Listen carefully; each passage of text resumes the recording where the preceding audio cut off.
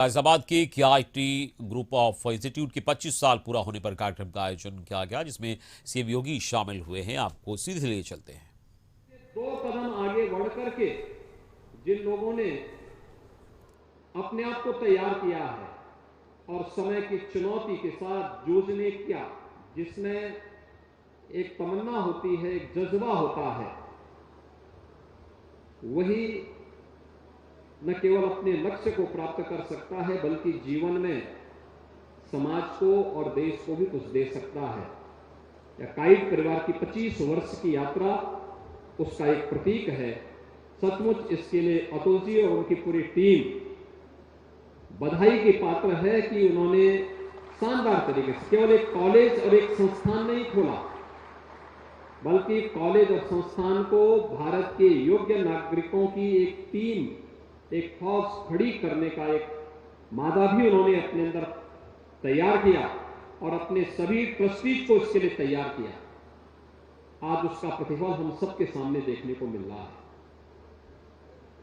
अभी मैंने विद्यालय के इंफ्रास्ट्रक्चर को देखा। इससे पहले भी मैं एक बार पहले भी आया था, लेकिन उस समय एक राजनीतिक कार्यक्रम में आया था, चुनावी सभा में आया था।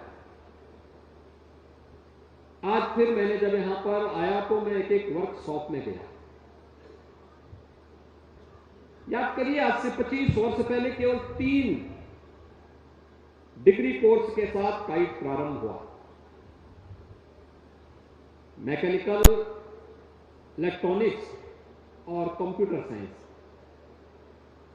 और अब तो एक लंबी श्रृंखला न केवल AKTU से एफिलिएटेड तमाम कोर्सेज यहां पर संचालित हो रहे हैं, बल्कि अभी मैंने देखा स्पेस साइंस में, मुझे लगता है पहला संस्थान होगा प्रदेश का जहां पे स्पेस साइंस के बारे में भी एक नए पाठ्यक्रम के साथ संस्थान ने अपने आप को तैयार किया। रोबोटिक साइंस में, ड्रोन टेक्नोलॉजीज में डिग्री के पाठ्यक्रम को संचालित करने के लिए भी अपने आप को न केवल तैयार किया बल्कि उसको संचालित भी कर दिया।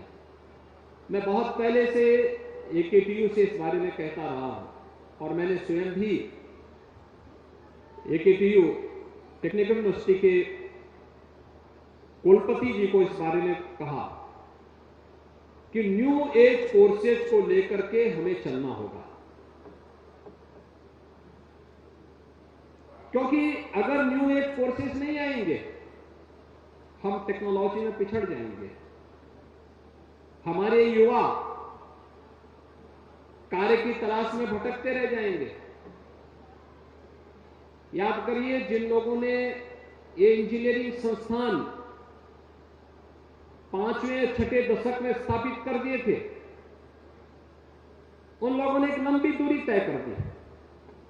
हम लोग इस दूरी को तय करने में हम लगभग 40-50 वर्ष पीछे रहे।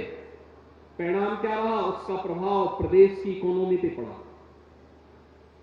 प्रदेश पिछड़ता गया, अव्यवस्था और अराजकता का शिकार होता गया।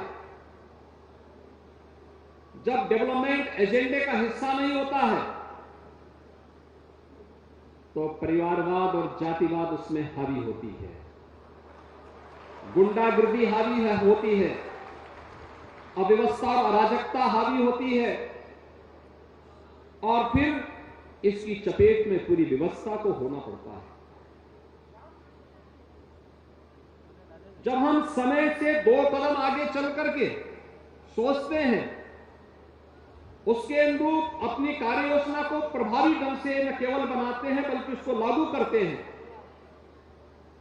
तो परिणाम हमारे सामने आते हैं। याद करिए,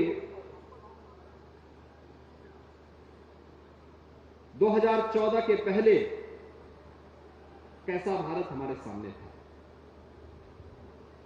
अविश्वास, अव्यवस्था,